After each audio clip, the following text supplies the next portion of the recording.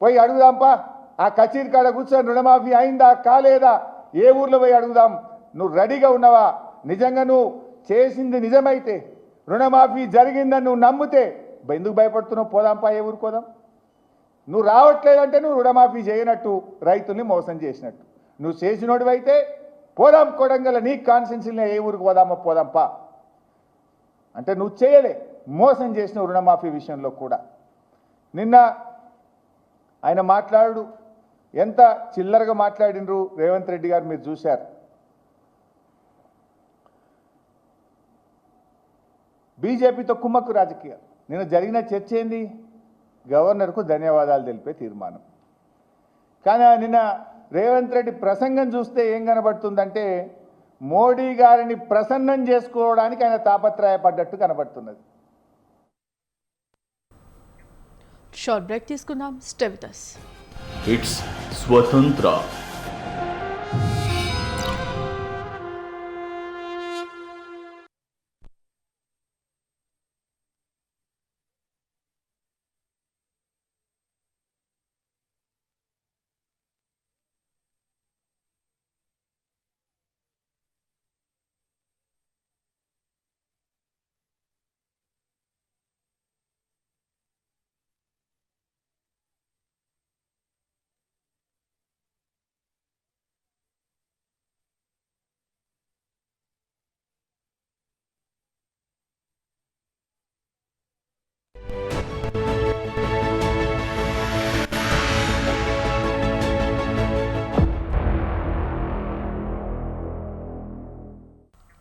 Right, welcome back.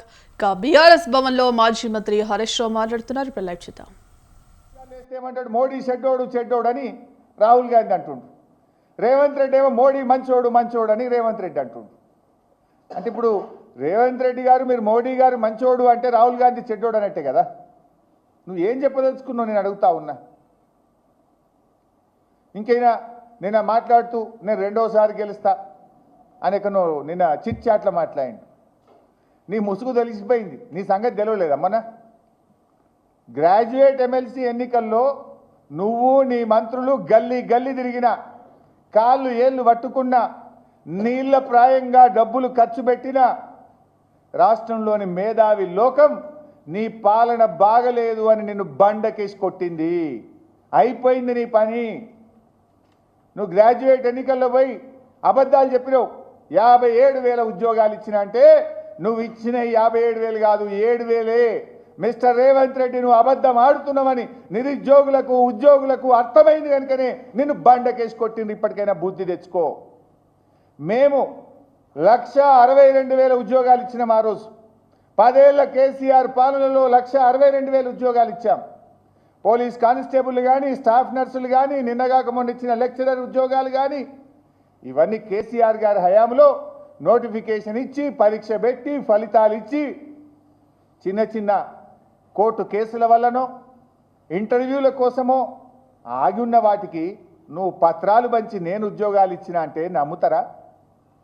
నీ మోసపూరిత వ్యాఖ్యలు నిరుద్యోగ యువతకు అర్థమైనవి కనుకనే మొన్న గ్రాడ్యుయేట్ ఎమ్మెల్సీ ఎన్నికల్లో నిన్ను బండకేసి కొట్టిండ్రు. చిత్తుగా నీ కాంగ్రెస్ పార్టీని ఓడించిండ్రు.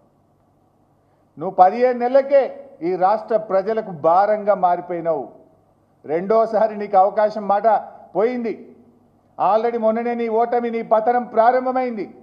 నీదంతా వన్ టైం సెటిల్మెంట్. ఏ సెంటిమెంట్ కూడా నిన్ను కాపాడలేదు రేవంత్ రెడ్డి. ఎప్పుడు ఎన్నికలు జరిగినా ఈ రాష్ట్ర ప్రజలు నీ పులుసు తీయడానికి సిద్ధంగా ఉన్నారు రేవంత్ రెడ్డి. ఆ విషయం గుర్తుపెట్టుకోవాలని చెప్పి నేను మనవి చేస్తా ఉన్నా. ఇంకా రేవంత్ రెడ్డి గారు భాష గురించి మాట్లాడినారు. ఇవాళ ఆయన బూతులు, అసలు ఆ బూతులు వినడానికే ఒళ్ళు జల్లరిస్తుంది. మీరు చూడండి ఆయన బూతులు. అసలు ఈ రాష్ట్రంలో నిన్నేదో పెద్ద నీతి మంత్రులు లెక్క మాట్లాడుతున్నాను. ఏమని ఇట్లా మాట్లాడొచ్చునా, ఈ రకంగా మాట్లాడితే మంచిదేనా అని చెప్పి నిన్న మాట్లాడుతుండు. అసలు ఈ బూతులకు ఆద్యుడెవరు? నువ్వు కాదా రేవంత్ రెడ్డి గారు? అసలు నువ్వు మాట్లాడినటువంటి బూతులు నిన్న ముఖ్యమంత్రిగా నువ్వు బట్టలు ఇప్పదీసి రోడ్డు మీద కొడతాం అని జర్నలిస్టులను పట్టుకొని మాట్లాడుతావు. సంస్కారహీనంగా మాట్లాడుతూ అసలు గతంలో రేవంత్ రెడ్డి గారు మాట్లాడిన భాష ఒక్కసారి చూసినాక నేను మాట్లాడతా. అది ఆంజయ్ బాబు షార్ట్గా పెట్టు.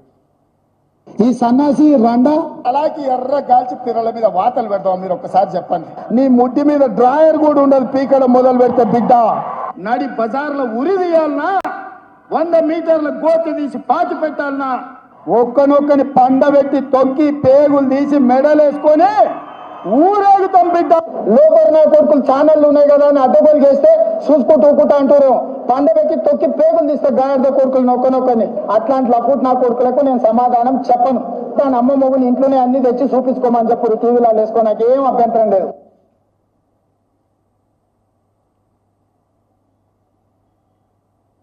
నెత్తి మీద కాలు పెట్టి తొక్కకపోతే గుండు కొట్టించుకుంటా అక్కనే నా కొడుకల్లారా రాండి. అట్లనే తెలంగాణ ప్రజలు అడవి పందులకి అయ్యో అరే సన్నాసుడు కార్యకర్తలు వాళ్ళని పట్టుకొని యాప చెట్టు కట్టేసి లాగుల తొండలు ఇచ్చి కొడతారని చెప్పి బోర్ల పక్కల పండబెట్టి తొక్కుతాం. వేముల వీరేశాన్ని నల్గొండ క్లాక్ టవర్ దగ్గర బట్టలు పదిసి పిర్రలు వాళ్ళ దగ్గర కొడితే ఎట్లా జవాబు చెప్పాలి? గట్లనే చెప్తాం. మూసిగేసుకొని వస్తే మూసుకు ఊడదికి బట్టలు గుడ్డలు ఊడదీసి కొడతా అని చెప్తున్నాను.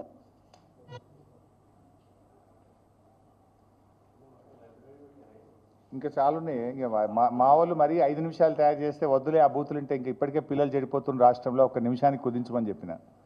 ఈ వ్యాఖ్యలు విని విని సమాజం చెడిపోతుంది, వద్దు 1 నిమిషం చాలని చెప్పిన.